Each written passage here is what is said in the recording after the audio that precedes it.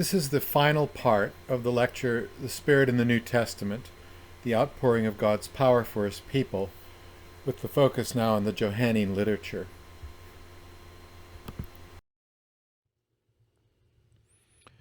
So now we turn to a few comments about the Spirit in John. Jesus receives and baptizes with the Spirit, according to John 1:32 through 33. Over against the baptism of John, Jesus is going to baptize with the Holy Spirit.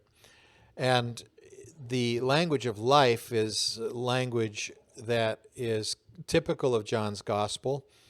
You might contrast it to the language of kingdom in the synoptic gospels.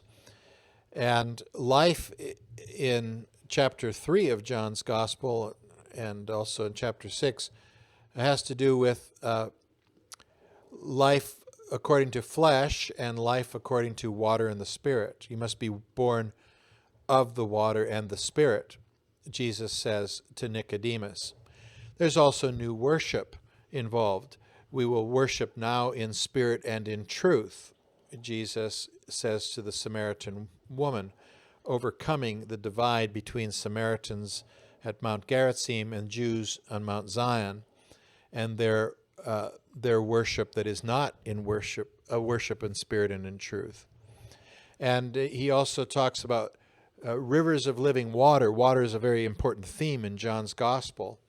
And out of the believers will flow rivers of living water, chapter 7, verse 39.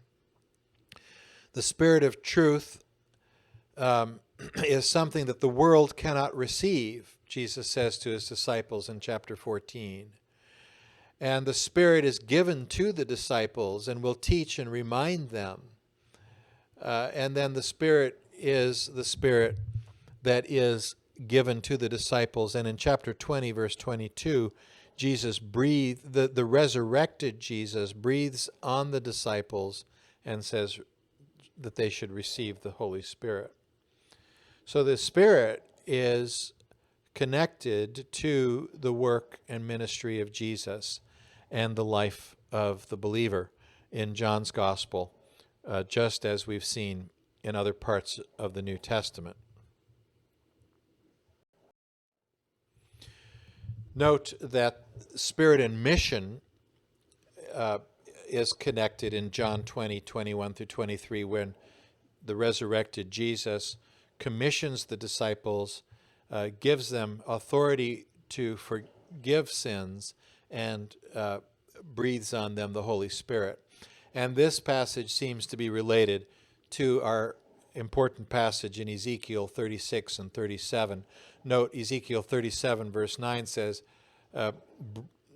prophesy to the wind, breathe that these might live, these dry bones in this valley might live. Now, I would just draw out 6 points here from different parts of John. The Spirit is given to those who believe. The Spirit cleanses from sin. The Spirit gives life. The Spirit is associated with the commissioning for mission. The Spirit is the Spirit associated with true worship. And the Spirit is the Spirit who gives true testimony, just as the disciples now are to give testimony of Jesus. They are to do so because they have the Spirit of truth within them. So they are witnesses empowered by the Spirit to speak truth in a world that won't receive it.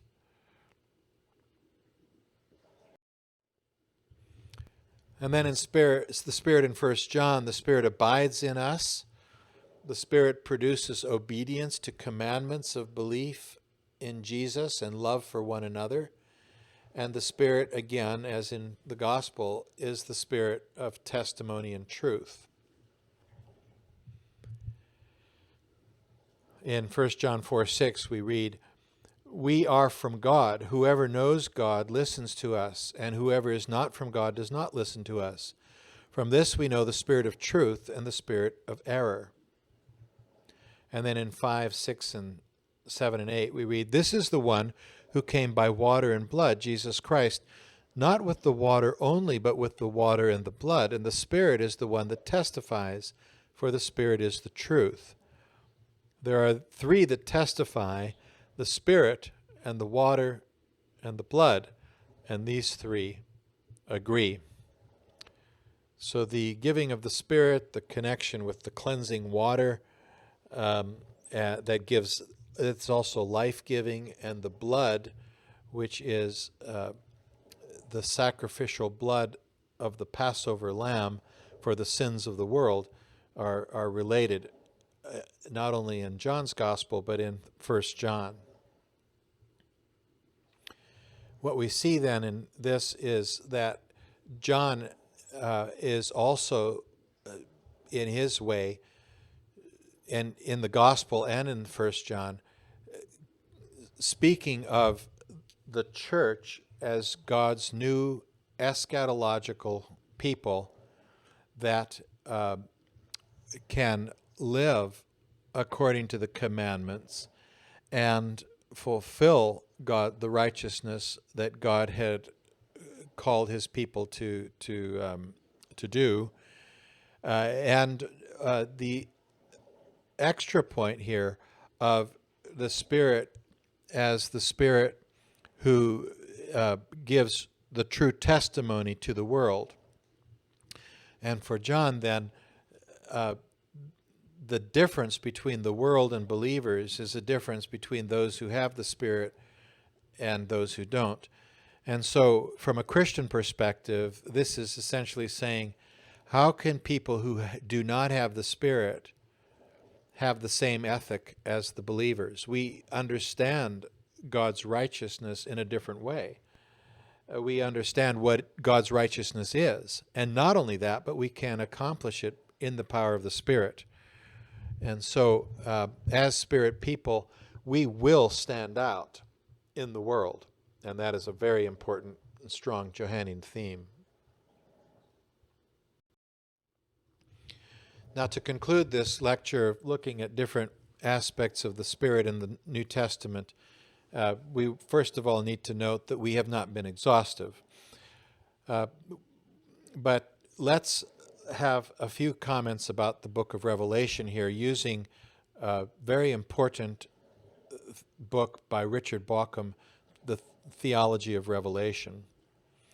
And he notes that there are a number of references that should be considered. There is, for example, the idea of the seven spirits, and those appear in 4 different passages in the book of Revelation. And when it comes to the book of Revelation, numbers are very important. So counting has symbolic meaning. It's not going to be that you have some hidden important theology that's going to transform your Christian life in this, but rather this is just the way in which the book is written as an apocalyptic work and a prophetic work. So 4 is representative of the number of the earth, and 7 is a typical Jewish number for completeness. So these 4 references to the 7 spirits has to do with the 7 spirits are the fullness of God's power sent out into all the earth, says Bauckham. The 7 spirits refer to the Spirit sent out from the presence of God through Christ's victory in a mission to the whole world, which is the prophetic witness of the churches to the world. And so to unpack that point, then, what we would say is that God's people, God's church, is a Spirit people. But being a Spirit people involves them in mission, in the prophetic witness to the world. Something we saw in John and the first epistle of John, the spirit of testimony, the spirit of true testimony, is related to the mission of the church. Now, in all of this, there is an Old Testament passage that's important, and that's Zechariah chapter 4, verses 1 through 14. In Zechariah 4, we read, "The angel who talked with me came again and waked me like a man that is wakened out of his sleep. And he said to me, What do you see? I said, I see, and behold, a lampstand all of gold with a bowl on top of it, and 7 lamps on it, with 7 lips on each of the lamps, which are the top of it. And there are 2 olive trees by it, one on the right of the bowl and one on the left. And I said to the angel who talked with me, What are these, my Lord? Then the angel who talked with me answered me, Do you not know what these are? I said, No, my Lord. Then he said to me, This is the word of the Lord to Zerubbabel, not by might nor by power, but by my Spirit, says the Lord of hosts. What are you, O great mountain? Before Zerubbabel you shall become a plain, and he shall bring forward the top stone amid shouts of grace, grace to it. Moreover, the word of the Lord came to me, saying, The hands of Zerubbabel have laid the foundation of this house. His hands shall also complete it. Then you will know that the Lord of hosts has sent me to you. For whoever has despised the day of small things shall rejoice, and shall see the plummet in the hand of Zerubbabel. These 7 are the eyes of the Lord, which range through the whole earth. Then I said to him, What are these 2 olive trees on the right and the left of the lampstand? And a second time I said to him, What are these 2 branches of the olive trees which are beside the 2 golden pipes, from which the oil is poured out? And he said to me, Do you not know what these are? I said, No, my Lord. Then he said, These are the 2 anointed who stand by the Lord of the whole earth. Revelation is going to unpack